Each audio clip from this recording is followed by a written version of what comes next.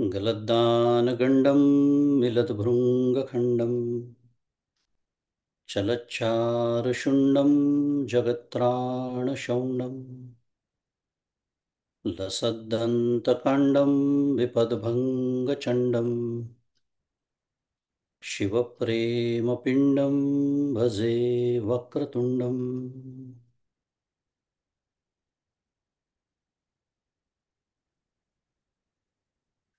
अहं निर्विकल्पो निराकाररूपो विभुर्व्याप्य सर्वत्र सर्वेन्द्रियाणां सदा मे समत्वं न मुक्तिर्न बन्धः चिदानन्दरूप शिवोऽहं शिवोऽहम् चिदानन्दरूप शिवोऽहं शिवोऽहम्। गुरुर्ब्रह्मा गुरुर्विष्णुः गुरुर्देवो महेश्वरः गुरुः साक्षात् परं ब्रह्म तस्मै श्रीगुरवे नमः।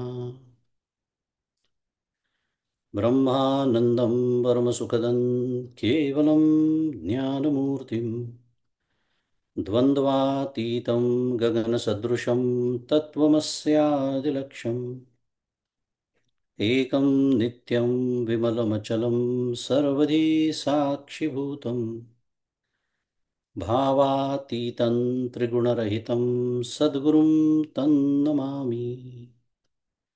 श्री सद्गुरुनाथ महाराज की जय। जय जय रघुवीर समर्थ। श्री राम जय राम जय जय राम। श्री राम जय राम जय जय राम। श्री राम जय राम जय जय राम। श्री राम जय राम जय जय राम।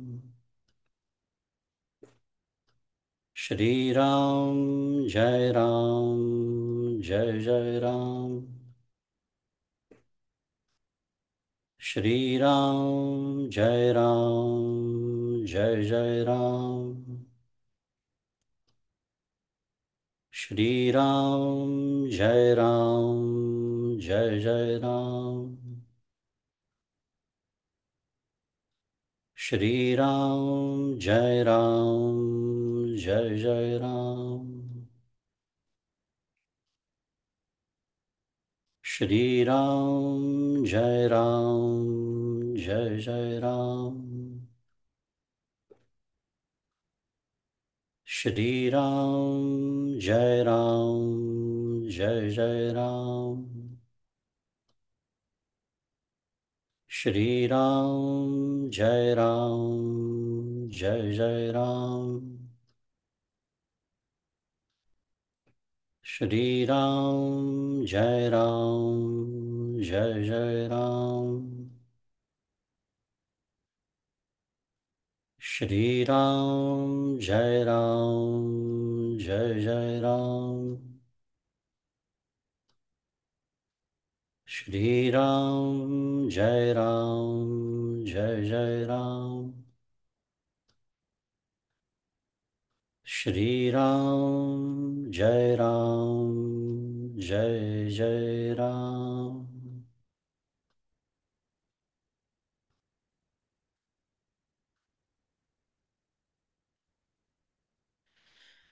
प्रभु श्री रामचंद्र भगवान की जय। श्री सद्गुरुनाथ महाराज की जय। जय जय रघुवीर समर्थ।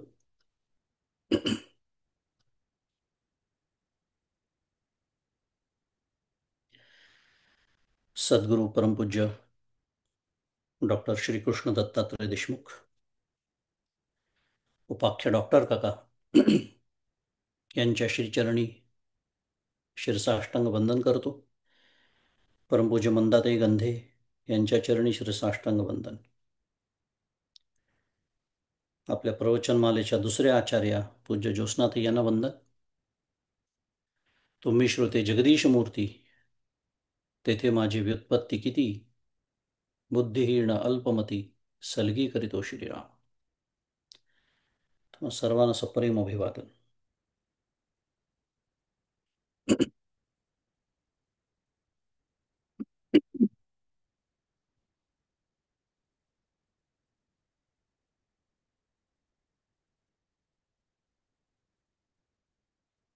सर्व वेदांत सिद्धांत गोचरम असे असलेले श्रीमद आद्यशंकराचार्य आणि त्यांच्या अत्यंत अधिकारी वाणीतून प्रसवलेला हा विवेक चूडामणी नावाचा ग्रंथ, आणि या ग्रंथाचा आपण यथामती यथाशक्ती म्हणूया असं आपण चिंतन करतो आहोत. मागील वेळेला श्लोक क्रमांक 426 आणि 427 याचा आपला अभ्यास म्हणा, विचार म्हणा, आपण पूर्ण केला होता. आता श्लोक 426 जो होता त्याच्यामध्ये आचार्यांनी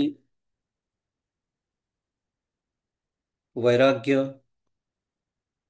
ज्ञान आणि उपरती यांच्या मर्यादा प्रतिपादन केल्या होत्या. मर्यादा मर्यादा याचा दोन पद्धतीने विचार करता येऊ शकतो. एखाद्या गोष्टीला मर्यादा आहे म्हणजे त्याच्या पलीकडे ती नाही किंवा ती काही देऊ शकत नाही असा एक अर्थ. आणि त्याच नाण्याची दुसरी बाजू जर विचार केला तर मर्यादा गाठणं म्हणजे परमोच्च, आणि दोन्ही अर्थानेही ते लागू पडतं. कारण त्याच्या पलीकडे आता काही नाहीच, त्यामुळे मर्यादा म्हटलं तरी बिघडत नाही. पण इथे मर्यादा हा शब्द वापरण्यामध्ये आचार्यांचा आशय पुन्हा एकदा परमोच्च काय आहे, परिसीमा काय आहे, चरमसीमा काय आहे, या तीन गोष्टींची, वैराग्य, ज्ञान आणि उपरती, या तीन गोष्टींची चरमसीमा गाठल्यानंतर काय प्राप्त होतं याचं स्पष्ट मार्गदर्शन आचार्यांनी या श्लोकामध्ये केलेला आहे, ज्याचा आपण मागच्या वेळेला अभ्यास केला. कारण त्या तीनमध्ये संगती सुद्धा आहे, त्या क्रमालाही महत्व आहे, वैराग्य, ज्ञान आणि उपरती. आणि मग श्लोक क्रमांक 427 इथपासून जीवनमुक्ताची लक्षणं सांगणाऱ्या एका नवीन गटाला प्रारंभ झाला.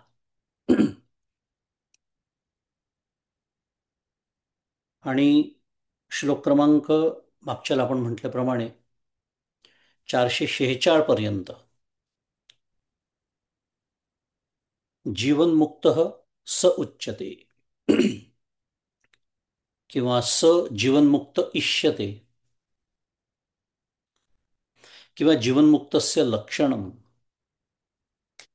किंवा जीवनमुक्त लक्षण इत्यादी ध्रुवपद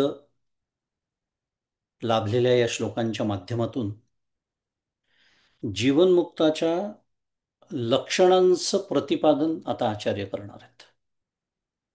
आपण मागच्याला विचार केला, जीवनमुक्तीचं फल असा गट होता आठवत असल्यास, आणि स्वाभाविकपणे फल प्राप्त झाल्यानंतर किंवा फल काय आहे हे कळल्यानंतर ते फल ज्याला प्राप्त झालेलं आहे त्याची लक्षणं काय आहेत, हाच तर प्रश्न अर्जुनालाही पडला होता सगळं तत्वज्ञान ऐकल्यानंतर. मागच्याला कदाचित बोललो असेल आपण, स्थितप्रज्ञस्य का भाषा समाधिस्तस्य केशव, हाच प्रश्न अर्जुनाने पण विचारला. मग लक्षणं काय आहेत म्हणजे तत्वज्ञान कळलं. शुद्ध मराठीत बोलूया थोडंसं. We got the principles. No any use cases please. आता काय आहे, विवेक चूडामणी हा ग्रंथ इतका ज्ञानप्रधान आहे की त्याच्या यूज केसेसला पण मर्यादा आहे, असं गमतीने म्हणायला हरकत नाही. म्हणजे इथे कुठलं कोणाचंही चरित्र नाही आहे, कथा नाही आहेत. फक्त असा जो जीवनमुक्त असतो, असा जो ज्ञानी असतो, त्याच्या लक्षणांचं वर्णन निश्चितच आहे, त्याला आपण यूज केसेस म्हणतोय. त्यामुळे एक तीन चार प्रकारची ध्रुवपद आचार्याने वापरली आहेत. जीवनमुक्त इष्यते, मी जसं म्हणालो, किंवा जीवनमुक्त स उच्यते, जीवनमुक्तस्य लक्षणम. त्याचं लक्षण काय आहे, षष्ठी विभक्ती आहे, जीवनमुक्तस्य लक्षणम किंवा जीवनमुक्त लक्षण. विविध पद्धतीने आचार्य आता 400, आपण सुरुवात करतोय 27 पासून तर 446 पर्यंत आपल्याला हे लक्षण आता सांगणार आहे. त्याचं प्रतिपादन आचार्य या श्लोकांच्या माध्यमातून करणार आहेत. आता मी जसं मागच्याला म्हणालो की अखंड सावध, कशाबद्दल, आपण अभ्यास कशासाठी करतो, त्याच्यासाठी सावध.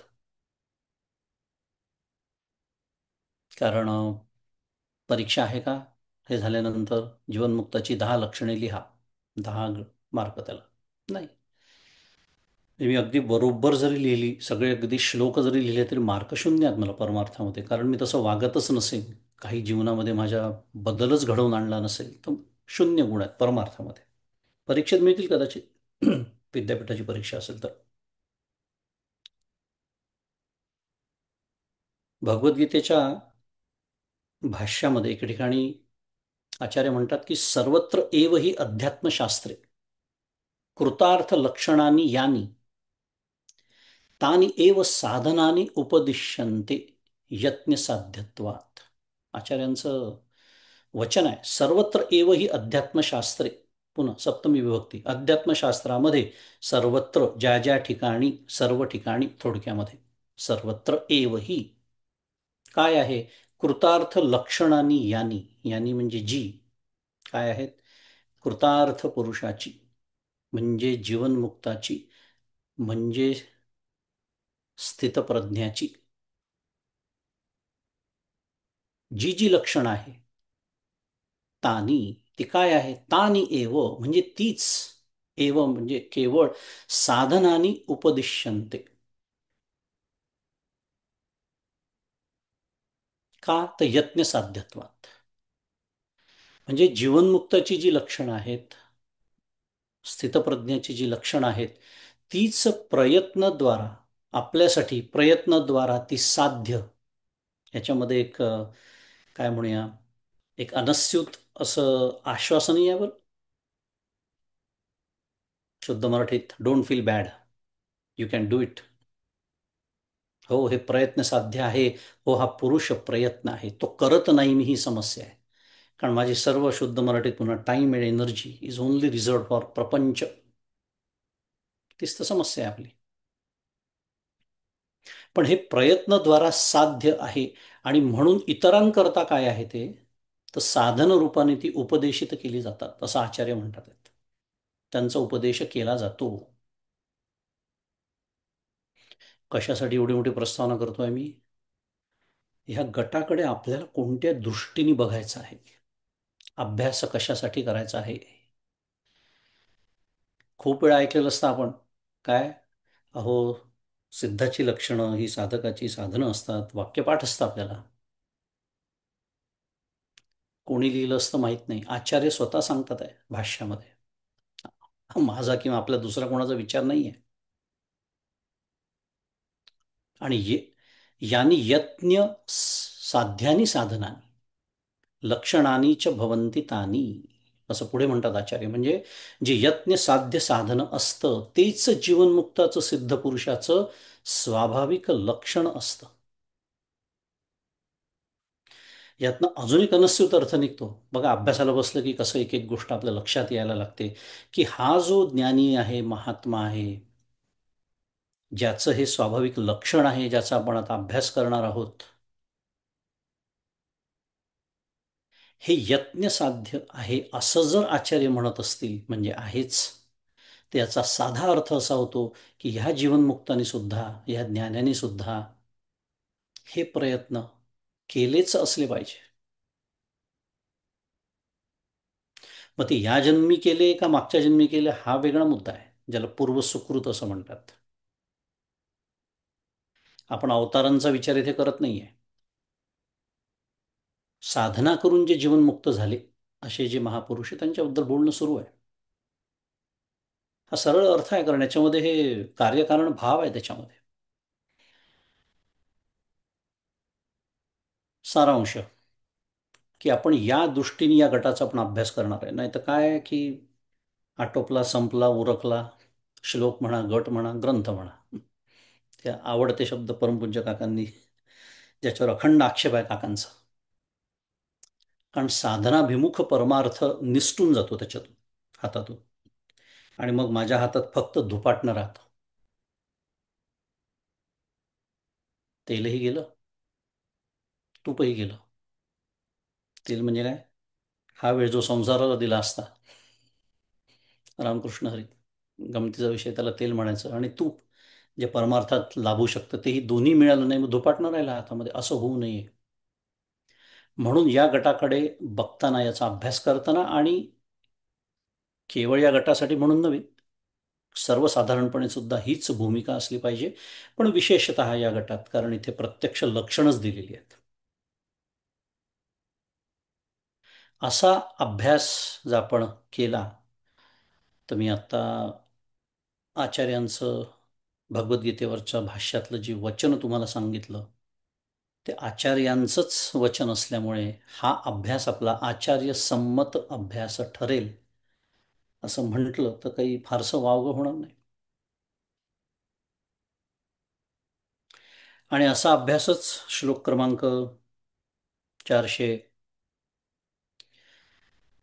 427 जसं म्हटलं आहे की शास्त्रार्थ जाणणारा जो आहे, अशा हजारो पुरुषांमध्ये कोणी एखादाच पृथ्वीवरती धन्य व मान्य आहे. आणि म्हणजेच असा एखादाच कोणीतरी काय होतो? ज्ञानी होतो, जीवनमुक्त होतो. तिथपर्यंत आपल्याला हा अभ्यास घेऊन जाईल. ह्या दृष्टीने आपण या अभ्यासाकडे बोलूया. आपल्यासमोर पुढचा श्लोक आहे 428 क्रमांकाचा. आता 427 जो आपण मागच्याला बघितला, मी जसं म्हणालो, जीवनमुक्ताच्या लक्षणांच्या विवेचनाला सुरुवात झालेलीच आहे. त्याच गटातला आता हा पुढचा म्हणजे दुसरा श्लोक 428. स्थितप्रज्ञो यतिरतं यति यतिरयं यः सदानंदमश्नुते ब्रह्मण्येव विलीनात्मा निर्विकारो विनिष्क्रियः. 428 पुन्हा पदच्छेद आहे. स्थितप्रज्ञ यति अयम यः सदा आनंदम अश्नुते ब्रह्मणि एव विलीनात्मा निर्विकारः विनिष्क्रियः. अर्थ दिला त्यांनी की यह म्हणजे जो ब्रह्माच्या ठाईच चित्त लीन करतो.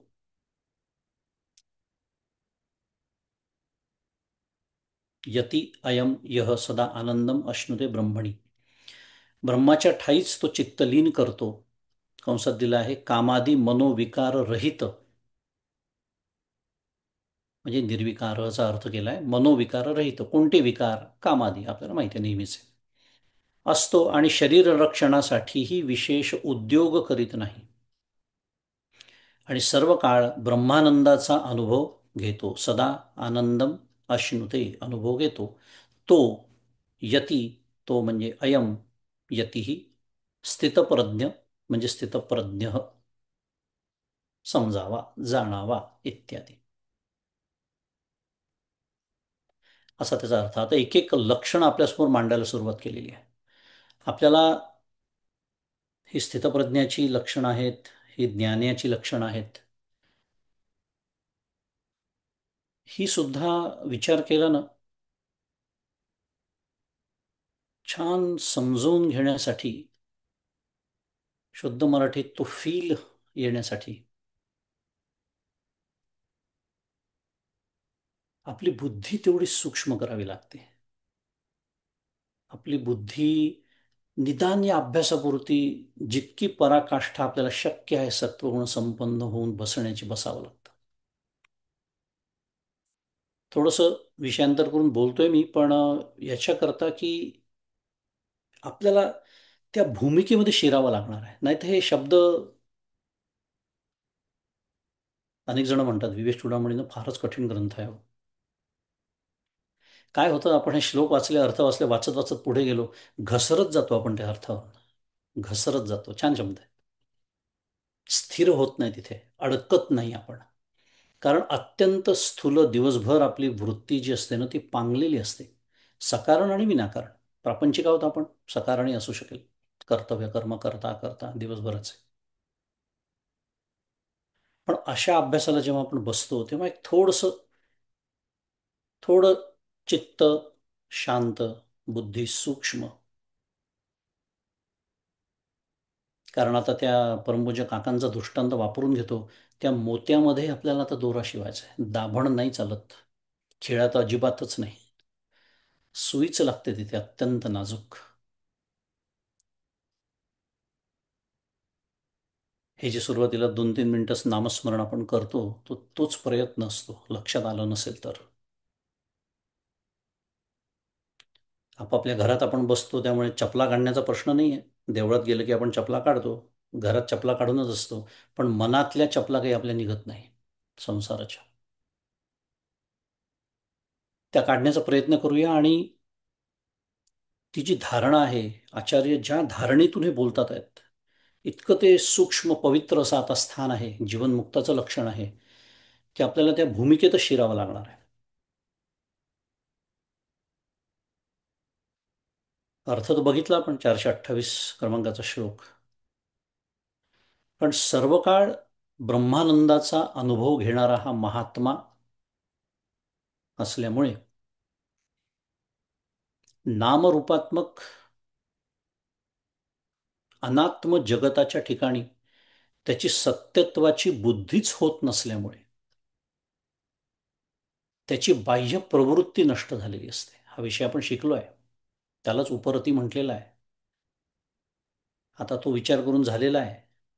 कसं असतं पहा, संगती सोडता येत नाही आधीच्या श्लोकांची. चर्मसीमा गाठलेली आहे म्हणून तो जीवनमुक्त आहे. म्हणून तर आता त्याची लक्षणं सांगणं सुरू आहे. म्हणून मी तो विषय पुन्हा आणला, त्याची बाह्य प्रवृत्ती नष्ट का झाली ह्याचं अप्रत्यक्षरित्या इथे उत्तर देतात आहेत. दुसऱ्या एका दृष्टीने विचार केला तर थोडीशी पुनरावृत्ती पण आहे, हरकत नाही आहे. की बाह्य प्रवृत्ती नष्ट झाली कारण त्याची सत्यत्व बुद्धीच गेली आहे आता. सर्व काळ तो त्याच्यामुळे ब्रह्मानंदाचा अनुभव घेतोय. जग दिसतंय, कळतंय, भेद कळतात आहे, पण सत्यत्व निघून गेलंय. सत्यत्वाचं विष निघून गेलं, अशी ती अवस्था आहे. त्यामुळे त्या महात्म्याची आता प्रत्येक कृती, त्या स्थितप्रज्ञेची प्रत्येक कृती आता कशासाठी आहे? फक्त जगाच्या उपकाराकरिता आहे. कारण स्वार्थ असा काही शिल्लकच नाही. कारण स्वार्थ तेव्हाच शिल्लक असू शकतो जेव्हा मी दुसऱ्याहून वेगळा आहे, आप कोणीतरी आहे आणि पर कोणीतरी आहे. द्वैत अजून शिल्लक आहे, द्वैताचं सत्यत्व शिल्लक आहे.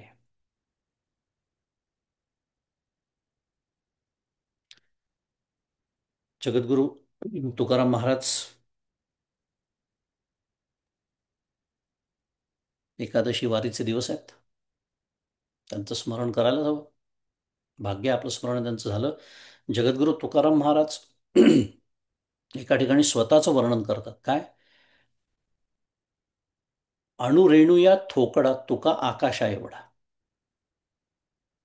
गिळुनी सांडिले कलेवर भवभ्रमाचा आकार. पुढे ते म्हणतात, सांडली सांडिली त्रिपुटी, दीप उजळला घटी, तुका म्हणे आता उरलो उपकारा पुरता.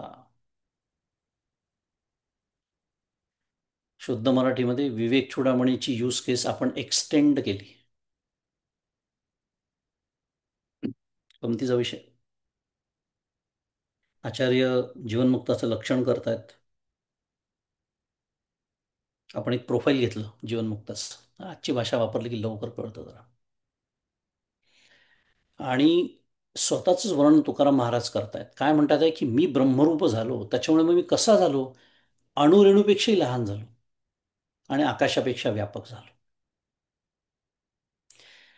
पुन्हा म्हणून मी मगाशी म्हणालो स्थूलबुद्धी नाही चालत. स्थूलबुद्धीने हे जर मी विधान ऐकलं की ताबडतोब मला विरोधच दिसतो त्याच्यात.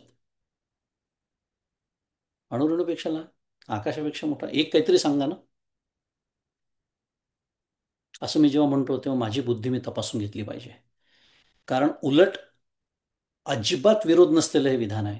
कारण सिद्धांत आहे वेदांताचा, जे जितकं सूक्ष्म तितकं ते व्यापक. आता आपण अणू घेऊया सध्या, सब ॲटॉमिक पार्टिकल सोडून देऊ सध्या, हिग्स बोसॉन सारखे बरेच आहेत, 112 का असे काहीतरी सापडलेत म्हणतात. मुद्दा आपल्याला जे आज आधुनिक विज्ञानाच्या साह्याने सूक्ष्म म्हणून माहिती आहे, ते सूक्ष्म आहे म्हणून व्यापक आहे की नाही विचार करा. आदलं मधलं सगळं सोडूनच देऊ, आता आपला तो विषय नाही. कारण जे जितकं सूक्ष्म ते तितकं व्यापक, साधं गणित आहे. तुकाराम महाराज म्हणतात मी ब्रह्मरूप झालो. सूक्ष्मतेची परमावधी काय आहे मग आता? की जे आता निरवयव आहे, ज्याचे आता घटकच पाडता येत नाही, जे अखंडैक रस आहे. म्हणून मी लहानापेक्षा लहान आणि मोठ्यापेक्षा मोठा झालो. आणि हे जे ब्रह्मज्ञान मला झालं त्यांनी काय केलं, मी महत्वाचा आपला विषय जो मुख्य चालू विषय तो आहे की संसार भ्रमाचा आकार मी गिळून टाकला. म्हणजे काय? त्याचा बाध केला. आत्ताच्या भाषेत त्याचं सत्यत्व मी नष्ट केलं. सत्यत्व गेलं, जगत सत्यत्व गेलं. देह तादात्म्यही पण मी सोडलं. सांडिले कलेवर आणि सांडिली त्रिपुटी, सर्व प्रकारची त्रिपुटी. ज्ञाता ज्ञेय ज्ञान, भोक्ता भोग्य भोग इत्यादी. विशेषतः ज्ञाता ज्ञेय ज्ञान का? कारण पुढे दीप उजळला घटी म्हटलंय म्हणून. दीप ज्ञानदीप, ज्ञाता ज्ञान आणि ज्ञेय, ज्ञातृ ज्ञेया विहीन नुसदेची जे का ज्ञान, ते मी आता झालो. त्यामुळे माझ्या अंतःकरणरूपी घटामध्ये काय झालंय? ज्ञानदीप उजळलेला आहे. मी काय झालेलो आहे? स्थितप्रज्ञ झालेलो आहे. आणि अशी ही कर्तव्य अभावरूप जी स्थिती आहे आत्ताच्या भाषेत, बाह्य प्रवृत्ती पूर्णतः नष्ट झालेली आहे. कर्तव्य म्हणून काही उरलेलीच नाही. अशी प्राप्त झाल्यामुळे काय झालं?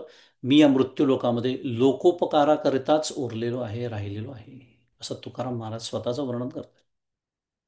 परसोना, अजून एक शब्द, प्रोफाईल म्हणालो मी, परसोना.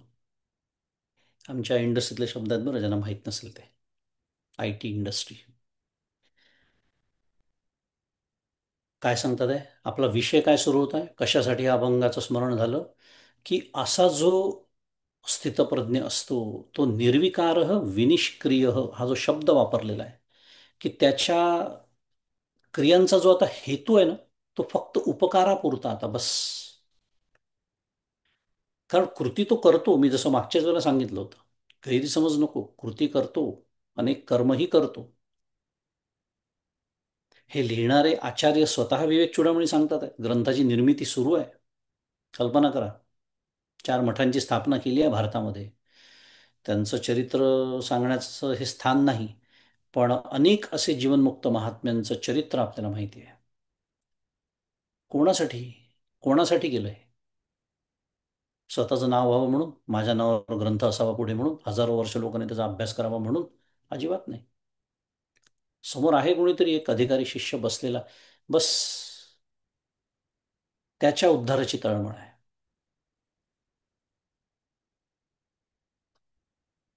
मी अभ्यास करतोय विवेक चूडामणीचा, तो माझ्या हितासाठी करतोय.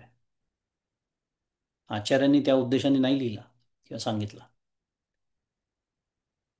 आणि सांगितलं असतं तरी त्यालाही उपकारच म्हणावं लागलं असतं, माझ्यासाठी, माझ्या हितासाठी, स्वतःसाठी नाही. मुद्दा तो विनिष्क्रिय होतो, निर्विकार होतो. म्हणजे काय हे समजावून सांगण्यासाठी आपण हे सगळं अभ्यास करतोय, बोलतोय. नैष्कर्म्य दशेतलं हे कर्म आहे.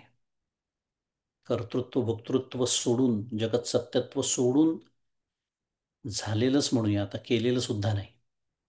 कारण ती ईश्वराची योजना आहे, जीवाच्या उद्धारासाठीच ते आलेले असल्यामुळे.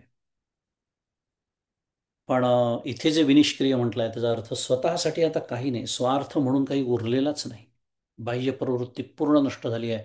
सुखाची अभिलाषा उरलेलीच नाही. कारण का? ब्रह्मानंदाचा अनुभव घेतोय सर्व काळ.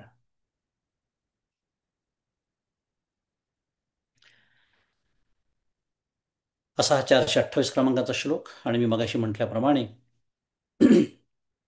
आपण या गटाकडे बघण्याचा जो आपला दृष्टिकोन आहे,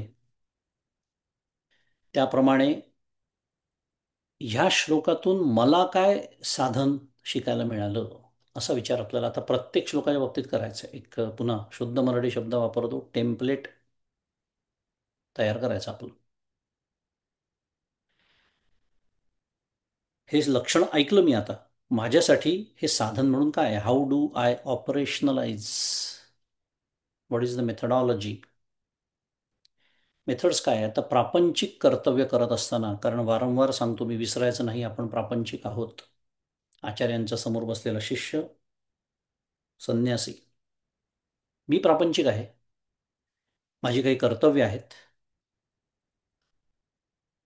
ती करत असताना मग मी याच्यातनं काय शिकलो? कारण ती तर मला सोडता येणार नाही, स्वाभाविक आहे. सोडायची पण नाही, अपेक्षितही नाही, तसा उपदेशही नाही. पण ती कर्तव्य करत असताना सर्वप्रथम परमपूज्य काकानेच एक सुंदर वर्गीकरण करून दिलेलं आपल्याला, उत्पादक आणि अनुत्पादक. आता आपले विचार, उदाहरणार्थ, विचारांचे दोन गट आहेत, उत्पादक आणि अनुत्पादक. संपला विषय. उत्पादक म्हणजे जे आवश्यक आहेत, जे मी केलेच पाहिजे. मला आता ऑफिसमध्ये काही कर्तव्य आहे, समजा कार्यालयात काही काम करायचं आहे, किंवा घरामध्ये काही माझी कर्तव्य आहे, त्या संबंधी विचार केलाच पाहिजे. त्याला परमार्थात विरोध नाहीच आहे. उलट ऐसा कीजे की जगन्नाथा आभारू पडे.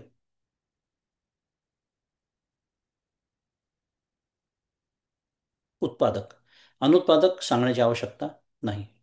व्यक्ती, वस्तू, घटना, परिस्थिती सगळी उत्तर परमपूज्य काकाने देऊन ठेवलेली आहे.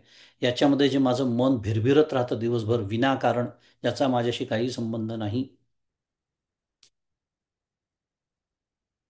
मग ते जागतिक पातळीवरच्या युद्धासारख्या घटना असो, की देशाच्या पातळीवरच्या असो, इत्यादी इत्यादी. लक्षात आलं असेल, अतिशय दुरून मी सुरुवात केली. की ज्या लोकांशी माझा काही संबंध नाही, माझ्या विचारांना जे किंमतही देत नाही, त्यांच्याबद्दल मी केलेले विचार असो, इत्यादी. हे पहिले तर उत्पादक आणि अनुत्पादक मला वेगळे करायचे आहे. हे माझ्यासाठी साधन आहे, साधन शिकतो याच्यातून आपण. आणि जे उत्पादक विचार म्हणजे आवश्यक विचार, आवश्यक प्रापंचिक कर्तव्य, त्याच्यामुळे ती करत असताना जगत सत्यत्वाची तीव्रता कमी करत राहणे. कारण हे लक्षण शिकलो मी आत्ता, माझ्यासाठी साधन आहे ते. आणि जगत सत्यत्वाची तीव्रता माझ्या अंतःकरणात कमी आहे का जास्त आहे, हे कसं ओळखायचं? सोप्पा निकष आहे त्याचा. घडणाऱ्या घटनेला माझी जी प्रतिक्रिया येते, ती जितकी तीव्र, तेवढं जगत सत्यत्व तीव्र. ती जितकी सौम्य, तितकं जगत सत्यत्व सौम्य. मग ती सुखरूप असेल, दुःखरूप असेल, विषादरूप असेल, शोकरूप असेल, मोहरूप असेल, मदरूप असेल, क्रोधरूप असेल, विषय वेगळा आहे. जगत सत्यत्वाची तीव्रता कमी करीत राहणे आणि फलासक्ती सोडून निर्विकारता सांभाळणे. निर्विकार इथे सिद्धाचं लक्षण मी शिकतोय 428 क्रमांकाच्या श्लोकात, त्यामुळे माझ्यासाठी ते साधन आहे. आणि ही निर्विकारता बिघडते कशामुळे? तर फलासक्तीच्या आशेने बिघडते, म्हणून माझ्यासाठी साधन आहे फलासक्ती सोडून निर्विकारता सांभाळणे. ह्याला म्हणतात कर्तव्य उत्कृष्ट करणे. ऐसा कीजे की जगन्नाथ आभार पडे, हा त्याचा आशय आहे. कर्तव्य कर्म मी करणारच आहे, व्यवस्थितच करणार आहे. फल यशदे रामा न दे तुझी सत्ता, हाची सुबोध गुरूंचा. कशासाठी? निर्विकारता सांभाळण्यासाठी. आणि हे तरी कशासाठी करायचं? दिवसभर जेव्हा माझी कार्य सुरू असतात प्रापंचिक म्हणून, जेणेकरून स्वरूपाकार किंवा ब्रह्माकार माझी वृत्ती, म्हणजे मला अनुसंधान सांभाळणं शक्य होईल. कारण इथे काय दिलेलं आहे, अजून एक लक्षण, सर्व काळ ब्रह्मानंदाचा अनुभव तो महात्मा ज्ञानी स्थितप्रज्ञ म्हणा घेतो. माझ्यासाठी पुन्हा ते साधन झालं. आणि ते जमण्यासाठी म्हणून आधीच्या चार गोष्टी सांगितल्या. ह्या दृष्टीने आपल्याला आता प्रत्येक श्लोकाकडे बघायचं आहे आणि याला म्हणायचं पुन्हा शुद्ध मराठीत ॲक्शन आयटम्स. साधक म्हणून माझ्यासाठी ॲक्शन आयटम्स लिहून ठेवायचे, भिंतीवरती चिकटवायचे, रोज परीक्षा घ्यायची स्वतःची किंवा स्वतःला स्मरण करून द्यायचं सकाळी, सकाळ झाल्यानंतर, हां आज दिवसभर मला या 6-7 गोष्टी सांभाळायच्या आहेत. अंतःकरणात माझ्या गाडी बिघडत घसरता कामा नये. तर माझा खरा अभ्यास सुरू झाला विवेक चूडामणीचा.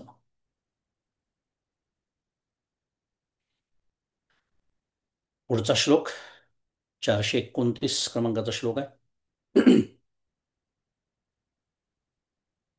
ब्रह्मात्मनो शोधित योरेक भावाव गाहिनी निर्विकल्पाच चिन्मात्रा वृत्ती प्रज्ञेति कथ्यते सुस्थितासौ भवेद्यस्य स्थितप्रज्ञ स उच्यते.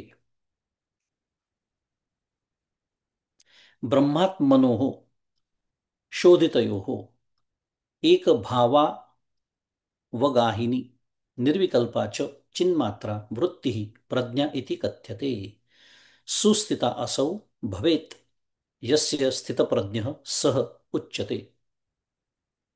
जसं म्हणालो यातलं एक ध्रुवपद आला आपल्यासमोर, स्थितप्रज्ञ स उच्यते, त्याला म्हणतात स्थितप्रज्ञ. सांगायला सुरुवात झाली, सुरुवात झालेली आहेच. ध्रुवपद आला याच्यामध्ये. काय विषय आहे या श्लोकाचा? ब्रह्मात मनोहो शोधितयो एक भावाव गाहिनी. शोध करून, कशाचा शोध? कंसामध्ये यांनी दिला आहे तत्व तत्पदत्वम पदांचा शोध करून,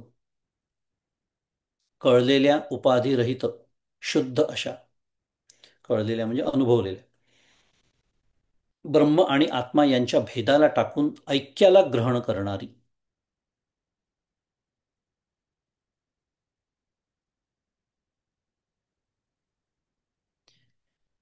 एक भावाव गाहिनी हा जो शब्द आहे ना त्याचा अर्थ आहे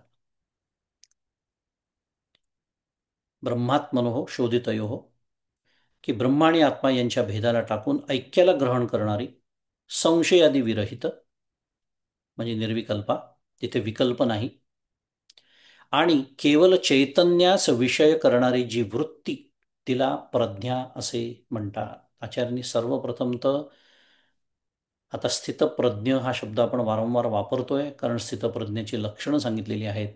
मग स्थितप्रज्ञ शब्दामध्ये प्रज्ञ किंवा प्रज्ञा हा जो शब्द आहे त्याची व्याख्या आता आचार्य आपल्यासाठी करतात या श्लोकामध्ये. मी मगाशीच म्हणालो, बुद्धी सूक्ष्म करावी लागणार आहे, चित्त शांत करावं लागणार आहे, बाहेरचे विचार टाकून द्यावे लागणार आहे, तर ही धारणा आपल्याला मनात धारण करता येईल, समजून घेता येईल. छान आचार्य काय म्हणतात आहेत. प्रज्ञा म्हणजे काय? पहिली गोष्ट, तिला वृत्ती म्हटलेलं आहे आणि त्या वृत्तीची व्याख्या इथे आचार्यांनी करून दिलेली आहे की जीव, ब्रह्म आणि आत्मा यांचा जो भेद म्हणजे कल्पित भेद तो टाकून देऊन ऐक्याला ग्रहण करणारी, कुठलाच विकल्प नसलेली, संशय विपर्यादी असं म्हणूया, विरहित आणि केवळ चैतन्यास विषय करणारी वृत्ती, त्याला प्रज्ञा असे म्हणतात.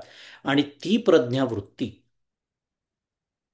ज्याची ब्रह्माच्या ठाई सहज स्थिर होईल त्याला स्थितप्रज्ञ म्हणतात. असा पूर्ण अर्थ या श्लोकाचा. स्थितप्रज्ञ या समासातील प्रज्ञा शब्दाचा अर्थ आचार्यांनी सांगितला असं इथे म्हटलेलं आहे. म्हणून मी मगाशी म्हणालो की खूपच सूक्ष्म बुद्धी करावी लागते आणि नुसती सूक्ष्म असून चालत नाही, सत्वगुण संपन्न लागते. म्हणून तर रजोगुणी बुद्धीनी व्यवहारामध्ये जे पराक्रम गाजवत असतात ती परमार्थात का कामात येत नाही, ती त्याच्यासाठी येत नाही. पण इथे जो शब्द आहे, ब्रह्मात्मनो शोधित योहो, शोध. आपल्याला माहिती आहे की तत्वम पदार्थ शोधन ऐकलं असेल आपण. हे ज्ञानाचं प्रत्यक्ष आणि अत्यंत अंतरंग साधन आहे. अत्यंत अंतरंग. मी जे मगाशी 2-3 वेळा प्रस्तावनेमध्ये पुनरावृत्ती मी का केली, की आपली थोडी बुद्धी आपल्याला सूक्ष्म करावी लागणार आहे, स्थूलता बाजूला ठेवावी लागणार आहे. कारण आपण अत्यंत अंतरंग साधन ज्यांनी केलेलं आहे खरं त्याच्याबद्दल बोलतोय, किंवा ते करणारी जी वृत्ती आहे जिला प्रज्ञा म्हटलंय त्याच्याबद्दल बोलतोय. किती सूक्ष्मता असेल कल्पना करा.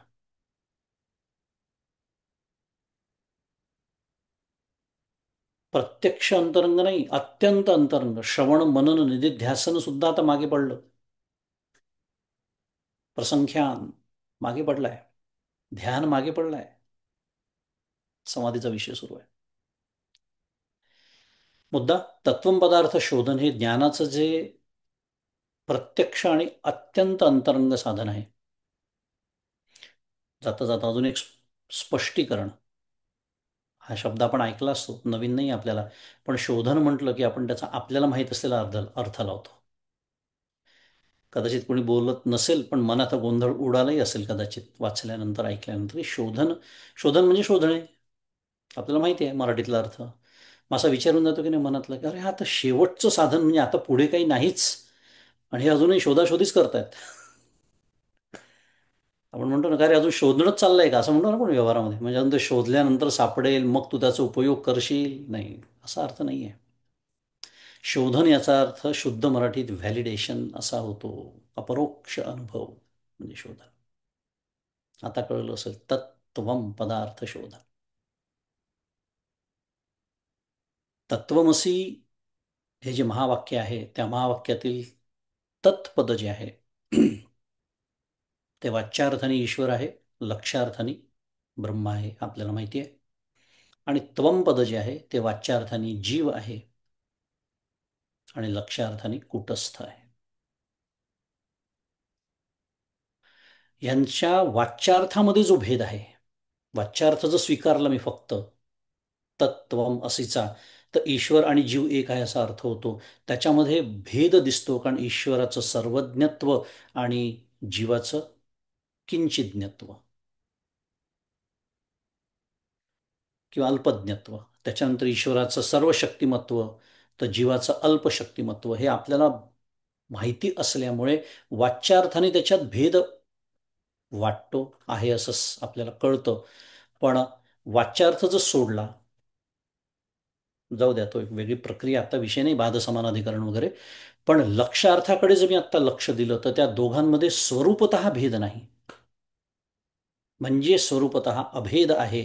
कशामध्ये? कारण ब्रह्म आणि कूटस्थ हा त्याचा लक्षार्थ आहे. त्याच्यामध्ये स्वरूपतः अभेद आहे, कारण ते एकच आहे. सारखे नाही, एकच. असा अपरोक्ष म्हणजे साक्षात अनुभव येण्यासाठी जी एक परिच्छिन्नता असते, मी स्वतःला देहापुरती मर्यादित समजतो त्याला परिच्छिन्न म्हणतात, म्हणजेच मी जीव समजतो. आणि परोक्षता, कारण अखंड ते ब्रह्म असं आहे, ते ब्रह्म तसं आहे, तो ईश्वर ते असं दूर नाही, ते दूर नाही, तेच मी आहे, इतक्या जवळ आहे माझ्या ते. याला म्हणायचं परोक्षतेचा निरास.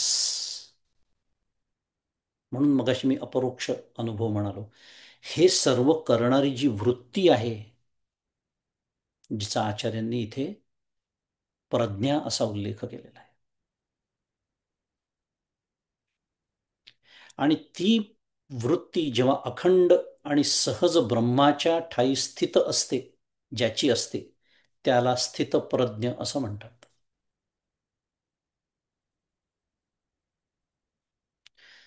एक विनोद, थोडंसं कठीण झालं असेल कदाचित. कठीण आहेच मी जसं म्हणालो, कारण सूक्ष्मतेची परमावधी येतात. स्थितप्रज्ञ आपल्या देशात काय काय गोंधळ चालतात हे सांगणार एक विनोदी प्रसंग परमपूज्य काकांनी त्यांच्या प्रवचनात सांगितला होता. ते एका खेड्यामध्ये कुठेतरी प्रवचनाला गेले होते. तिथे फळ्यावरती आपल्याला माहिती आहे खेड्यात शाळेमध्ये सर्वच पूर्वीच्या काळी असं सुविचार लिहिण्याची पद्धत असायची. ते लिहिलं होतं स्थितप्रज्ञाचा अर्थ लिहिला होता. ज्याची प्रज्ञा बंद पडलेली आहे त्याला स्थितप्रज्ञ असं म्हणतात. प्रत्यक्ष घडलेला प्रसंग सांगितलाय परमपूज्य काकांनी एका प्रवचनात. मला काय आठवण झालं हे सगळं ऐकल्यानंतर माझी प्रज्ञा मला बंद पडल्यासारखा अनुभव आला. एक क्षणभर अपरोक्ष अनुभव घेतला मी. विनोदाचा विषय. मुद्दा एवढाच आहे की स्थितप्रज्ञ म्हणजे काय. कारण तिथे त्यांनी स्थित याचा अर्थ बंद, गाडी स्थित झाली म्हणजे बंद पडली असा अर्थ केला त्यांनी त्या दृष्टांतामध्ये. सोडून देऊ, थोडासा विनोद गेला की चित्त मोकळं होतं, समजायला अजून जागा निर्माण होते चित्तामध्ये. नाही, स्थितप्रज्ञाचा हा विशिष्ट अर्थ आहे. कारण त्याची प्रज्ञा म्हणजे वृत्ती आपल्याला माहिती आहे की ती वृत्ती तिथे लागते. त्या वृत्तीनीच तर काम होतं, म्हणून तर बुद्धीचं काम आहे. तिथपर्यंत बुद्धीचं काम आहे. पण कोणती वृत्ती? तर ही वृत्ती. तिथे आता कल्पना करा तुम्ही, बाकीचा कुठला बाह्य संदर्भच नाही आहे तिथे आता, फक्त अजिबात नाही आहे. अभेद जीवब्रह्मैक्य ते सांभाळणारी. आणि आता आपल्याला अजून एका शब्द छान समजेल की हा अनुभव ज्यांनी घेतलेला आहे असा स्थितप्रज्ञ, त्याच्याचबद्दल आपलं बोलणं सुरू आहे. जो ज्ञानी, जीवनमुक्त, वेगवेगळे शब्द मी मुद्दाम वापरतो आहे, अशी तो प्रज्ञा असलेला, म्हणजे त्याची प्रज्ञा म्हणजे वृत्ती मध्ये काय, कुठल्या तत्वानी भारलेली आहे ती? सत्य नावाच्या तत्वानी भारलेली आहे. सत, चित, आनंद. आणि म्हणून त्या प्रज्ञेला ऋतंभरा प्रज्ञा असं म्हणतात. जसं म्हणालो, अजून एका शब्दाचं स्पष्टीकरण इथे आपल्याला मिळून जातं. आलेला नाही आहे इथे, सध्या तरी आलेला नाही असं म्हणूया. पण ऋतंभरा प्रज्ञा शब्द आपण ऐकला असेल. ती ही प्रज्ञा, ती ही वृत्ती, आणि ती अखंड आणि सहज ब्रह्माच्या ठिकाणी ज्याची स्थित असते त्याला स्थितप्रज्ञा म्हणतात. पुन्हा आपण लक्षण म्हणून अभ्यास करतोय या सर्व गोष्टींचा.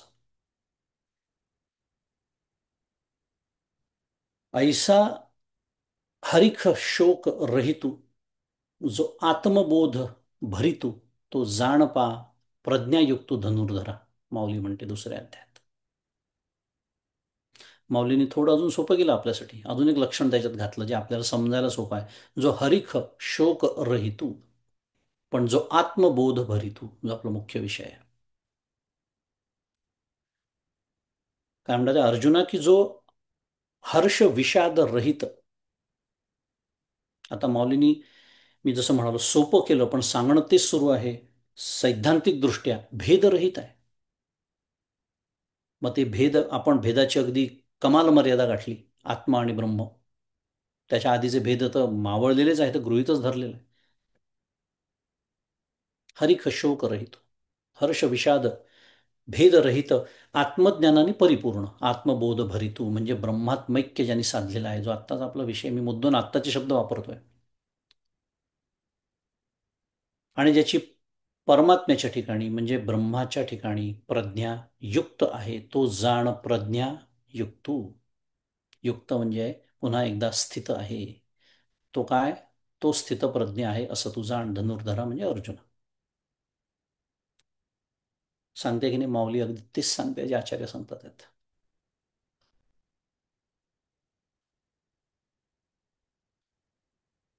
भेदाचं सत्यत्व निघूनच गेलंय. नेह नानास्ति किंचन. सत्यत्व, मी अखंड सत्यत्व शब्दावरती भर देतोय, कारण भेद कळतो, हो, जीवनमुक्तालाही कळतो, पण सत्यत्व निघून गेलाय. देहभानावरती आले, इंद्रिय काम करायला लागले, भेद कळणारच आहे, स्वाभाविक आहे. पण आता कळलंय हे मृगजळ आहे, पाणी नाही आहे.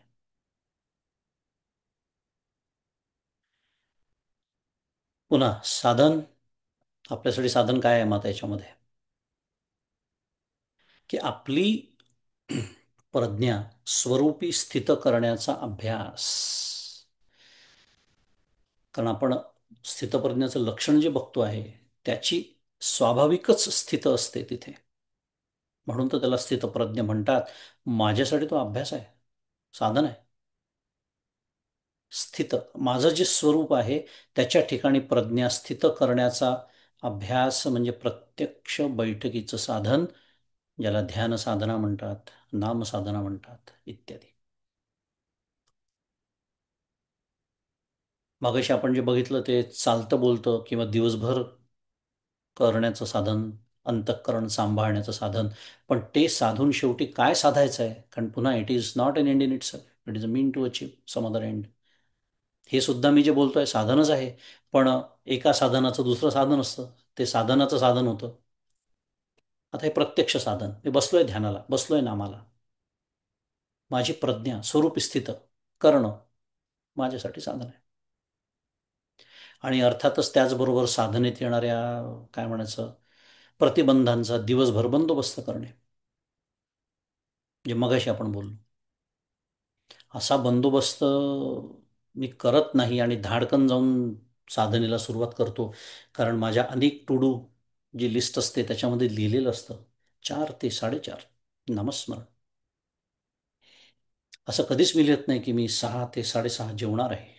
पोटभर जेवतो, 1 तास लागू नाही तर 1.5 तास लागू, पण साधन 4 ते 4:30. आता 4 वाजता जाऊन ते धडक देणं भाग आहे मला, कारण मला तेवढंच कळतं टू डू लिस्ट. थट्टा करतोय पण त्याच्या पाठीमागे थोडासा विचार आहे. एक वेळ 4 वाजता मी साधनेला बसेन इथपर्यंत ठीक आहे, 4:30 कोणी सांगितलं? असे गजर लावून का बसावं साधनेला? 4:30 पर्यंत तर खरी साधनेला सुरुवात होते. कारण इतकी धूळ घेऊन आलेलो असतो मी संसाराची, ती झटकण्यातच तर अर्धा तास जातो माझा. जाऊ द्या, रामकृष्ण वेगळा विषय. मुद्दा, हे जे प्रतिबंध दिवसभर जर मी नाही माझं अंतःकरण आवरलं सावरलं आणि जाऊन बसलो धाडकन त्या साधनेला, तर काही यश येणार नाही. आणि ही समस्या अनेक वर्ष साधक सांगतात आहेत प्रामाणिकपणे, जे प्रामाणिक आहेत ते. त्यामुळे चित्तशुद्धी आणि चित्तशांतीचा दिवसभर अभ्यास करत राहणं, ते साधण्याचा प्रयत्न करीत राहणं, हे अप्रत्यक्षरित्या या श्लोकातून मी शिकतो आहे. आणि प्रत्यक्ष काय शिकतो आहे? साधनेच्या दृष्टिकोनातून ध्यान साधना, नाम साधना, दिवसभर म्हणायचं झालं तर अनुसंधान. ह्याला प्रज्ञेय, ही माझी प्रज्ञा, ही जी वृत्ती, ती स्वरूपी स्थित करण्याचा अभ्यास, हे माझ्यासाठी याच्यामध्ये काय आहे? साधन आहे. 4 मिनिटं राहिली आहेत.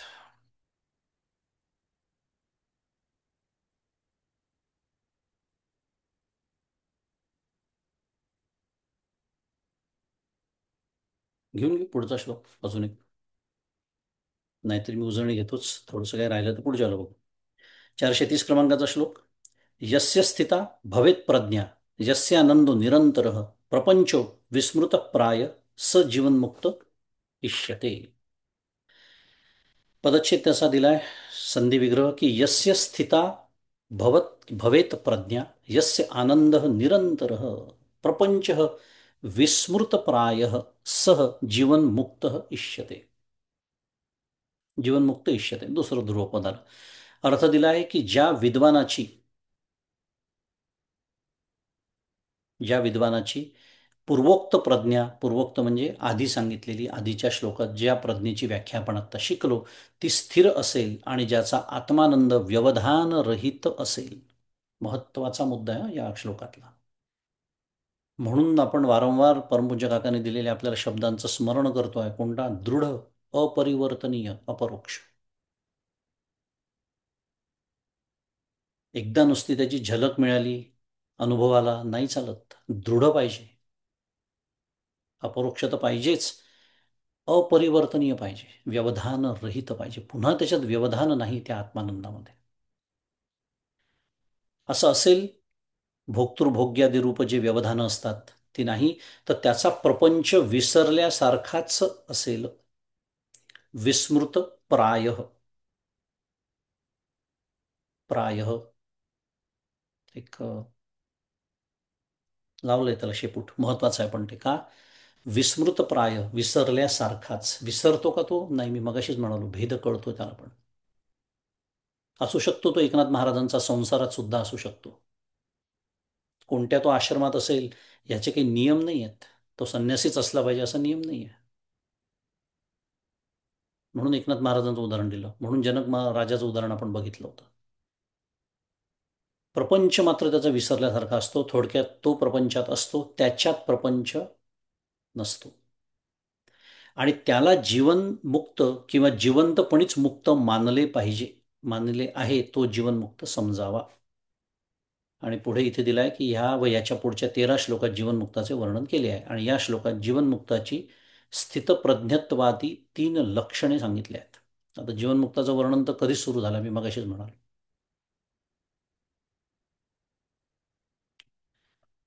जीवनमुक्त इष्यते.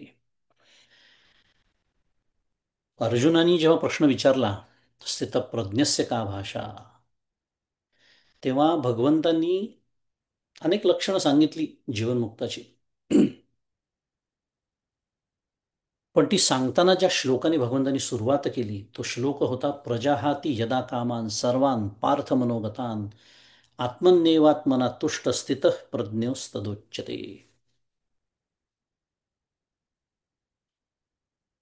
अर्जुनने प्रश्न विचारला की काय त्याची लक्षणं, काय आहे, तो कसा बोलतो, कसा चालतो, कसा वागतो इत्यादी.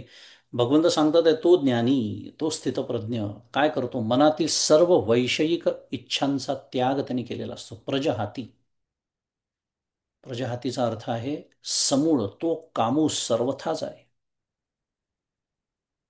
ज्याचे आत्मतोषी मन राहे तोची स्थितप्रज्ञ होय, पुरुष जाण माऊली बोलते. फार सुंदर पण फार व्यापक विषय आहे. आपण त्याचा विचार याच्या आधी पण केलेला आहे, पण तो कितीही वेळा केला तरी कमी आहे. की तो कामूस सर्वथा म्हणजे काय, तर तो समूळ. आता आपण बगीचात कामं करतो, मी काम करतो बगीचात कधी कधी. शुद्ध मराठीत विड्स काढतो आपण, म्हणजे काय, गवत काढतो, हे काढ. ते जर मी नुसतंच तोडलं, मला नको असलेलं झाड, कल्पना करा, अगदी वरती दिसायला काही नाही पण मूळ जमिनीत आहे की नाही शक्यता पुन्हा उगवण्याची? समूळ. मी जर मूळच काढून टाकलं, आता शक्यताच नाही, ते पुन्हा उगवणारच नाही, कारण उगवायला काही नाहीच तिथे. याला म्हणतात प्रजहाती. सर्व वैश्विक इच्छांचा त्याग, आणि आपल्याच परमानंद रूपाच्या ठिकाणी तो काय होतो, सच्चित रूपाने संतुष्ट असतो. आत्मन्येवात्मना तुष्ट, तेव्हा त्याला काय म्हणतात, स्थितप्रज्ञ म्हणतात, असं भगवंत आपल्याला या श्लोकात सांगतात. आता याच्यामध्ये स्थितप्रज्ञाची पुन्हा, आता लक्षणं आपण शिकतोय अर्थातच, पण याच्यामध्ये जी विशेषतः लक्षणं आली आहे, प्रज्ञा स्थिर असणं, आत्मानंद व्यवधानरहित, आणि प्रपंच विसरल्यासारखा, त्याला जीवनमुक्त, जिवंतपणीच मुक्त मानलं पाहिजे. जीवनमुक्त ही संकल्पनाही आचार्य प्रस्थापित करतायत. कोणाला शंका असेल तर, सुरुवातीच्या काळात असते आपल्याला, चुकीचे समज असतात, परमार्थाचा अभ्यास नसतो. पण आता ह्या लक्षणांचा काय म्हणूया, साधन म्हणून मला कसा उपयोग करायचा आहे, माझ्यासाठी काय साधन आहे साधक म्हणून, याचा पुढच्या सत्रामध्ये उजळणीचा भाग म्हणून विचार करू. आज थांबू, आपली वेळ झालेली आहे. आणि चिंतन सद्गुरूंच्या चरणी अर्पण करू. श्री सद्गुरुनाथ महाराज की जय. जय जय रघुवीर समर्थ.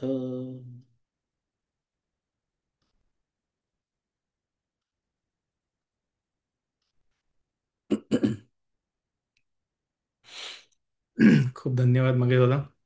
कोणाला प्रश्न असल्यास आपला कॅमेरा ऑन करून प्रश्न विचारू शकता, मायक्रोफोन ऑन करून.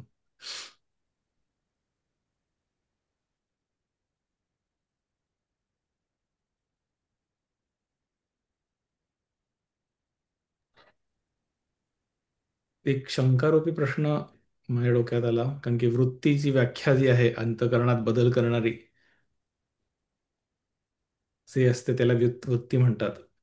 अं, इथे बोधरूप जो आहे तो तुम्ही म्हणलात तसं अतिशय सूक्ष्म अर्थ इथे सांगितला आहे, कारण की तिथे उपाधी टाकून दोन उपाधी टाकून कुटस्थ आणि अम, यांचं ऐक्य सांगितलं तुम्ही, पण पण तरी त्याला वृत्ती म्हणलंय.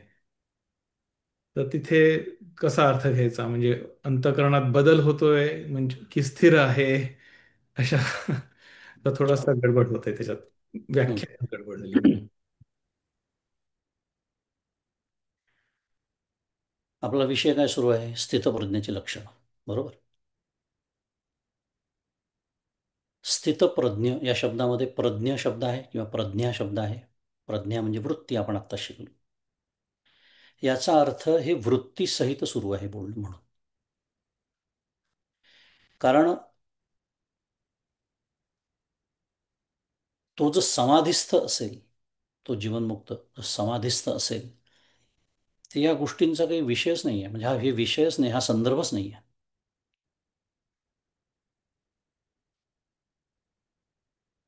व्युत्थान पावल्यानंतर त्याची जी वृत्ती असते, त्याची जी प्रज्ञा असते, तिचं स्वरूप काय असतं, ते कुठे स्थित असते, हे सांगणं सुरू आहे. आणि म्हणून तिथे वृत्ती, जी व्याख्या तू म्हणाला, ध्यान करून देणारा अंतःकरणातल्या परिणामाला वृत्ती असं म्हणतात. तर ती वृत्ती, जसं साध्या भाषेमध्ये जसं सद्गुरूंचं जे वर्णन आपण नेहमी ऐकतो, जे ब्रह्मानंदे सदा डुल्लतो, हेच बोलणं सुरू आहे. ब्रह्मानंदाने अखंड त्यांना डौल येतो. देहभानावरती ते बहुतांश वेळेला नसतात. म्हणजे काय, आपण त्यांना व्यत्यय करतो त्यांच्या याच्या आनंदामध्ये, काहीतरी बोलून, प्रश्न विचारून. काय काका, काल मुरगुडात पाऊस नाही पडला, आता काय पाऊस पडला काय नाही पडला काय, मी शेती करणार आहे का मुरगुडात जाऊन? पण मला वाईट सवय असते, कारण काहीतरी बोललं पाहिजे असा नियम असतो व्यवहारातला तिथे गेल्यानंतर. त्यांची शांती मी बिघडवतो, पण बिघडवावी पण साधनेसाठी तरी बिघडवावी, की मी साधना करतोय, मला अशी समस्या आहे, कसं जाऊ मी पुढे, हे विचारायचं सोडून मी ज्या बाकीचं काहीतरी बोलत बसतो.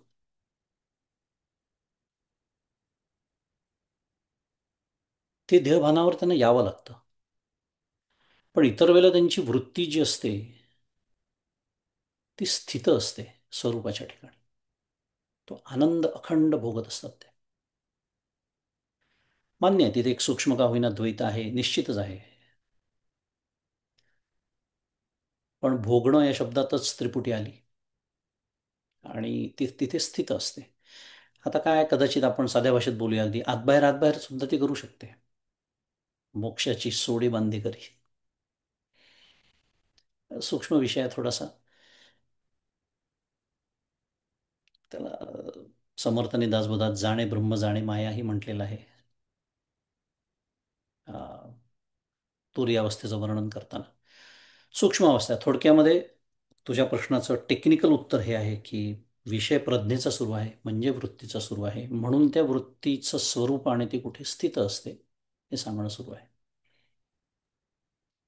ते एक पण ती एक वृत्ती त्याला प्राप्त झालेली असते ज्यांनी हा अभेद अनुभवलेला आहे, असं ते त्याचं एका वाक्यात रेकन्सिलिएशन आहे. तुझ्या दोन प्रश्नांचे जे दोन भाग होते. बरोबर. हो.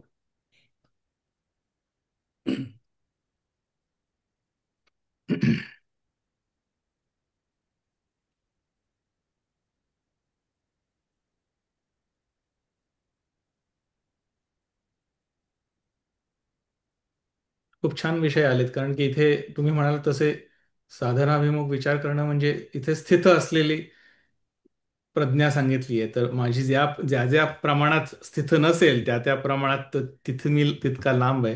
आणि अगदी बरोबर. तेच जीवनमुक्त असेच जिथे जे लक्षणं ज्या ज्या प्रमाणात जितकं लांब आहे, तिथं त्या त्या प्रमाणात मी जीवनबद्ध आहे.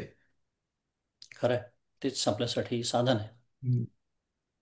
आणि आजकालच्या अत्यंत व्यस्त जीवनामध्ये मी तर नेहमी सांगतो, अनुसंधानासारखं साधन नाही. हम्म. कारण ध्यान आणि नाम मी काही दिवसभर नाही करू शकत. अनुसंधान मात्र टिकवू शकतो. मग ते अनुसंधान दिवसभर मी टिकवण्याचा अभ्यास केला, तर प्रत्यक्ष जेव्हा मी साधनेला बसतो आणि ही माझी वृत्ती त्या ठिकाणी स्थित करण्याचा प्रत्यक्ष जेव्हा मी अभ्यास करतो, तेव्हा अत्यंत त्याची मदत मला होते. कारण दिवसभर अंतःकरण माझं तसंही अतिशय आवरलेल्या सावरलेल्या अवस्थेमध्ये असतं. इथे जे कारण वृत्ती व्याप्ती आपण ज्याला म्हणतो शास्त्रामध्ये, हम्म, फलव्याप्तीची तर गरज नाहीच, पण वृत्ती व्याप्तीचा हा विषय सुरू आहे थोडक्यामध्ये. हम्म. एक व्यवधान रहित जे म्हणलं आहे, तिथे फक्त हेच म्हणायचं ना, एकाग्र असणे. म्हणजे एकाग्रपेक्षा तो आत्मज्ञानात खंड न पडणे, अखंड असणे. हा, व्यवधानरहित याचा अर्थ असा होतो की अम, पुन्हा विषयाकडे ती वृत्ती न धावणे हम्म, हम्म. सुखासाठी. बरोबर. हम्म. हं. अभिलाषा, बाह्य प्रवृत्ती न होणे, इथला विषय. आणि मगाशी आपण बोलत होतो वृत्तीव्याप्ती, तर वृत्तीव्याप्ती ते पुन्हा कसं आहे पहा, दोन गोष्टी. वृत्तीव्याप्तीचाच अभ्यास मी करतो, मी जेव्हा ध्यानाला बसतो, पण ते माझ्यासाठी त्या क्षणी साधन आहे. आता बघा, किती छान विचार आहे. आणि इथे जी स्थितप्रज्ञ म्हणजे वृत्ती म्हटलेलं आहे, ते त्यांच्यासाठी आता लक्षण आहे, ती सहज स्थित होते ब्रह्माच्या ठिकाणी. आलं लक्षात? होय. आठवा. ध्यानाभ्यास करताना माझ्यासाठी ती साधन म्हणून मी वापरतोय.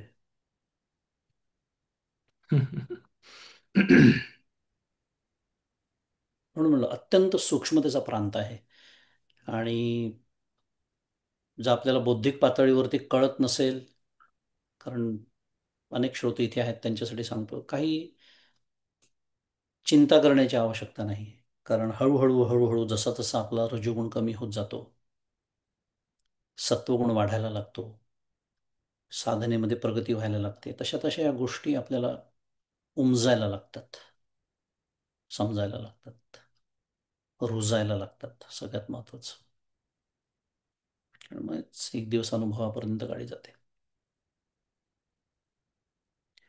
असो, थांबूया. सगळ्यांची प्रज्ञा स्थित झालेली दिसते आम्हाला. थांबूया. ठीक आहे. पण श्लोक म्हण. शेवटचा श्लोक. पुन्हा एकदा तुम्हाला साष्टांग नमस्कार.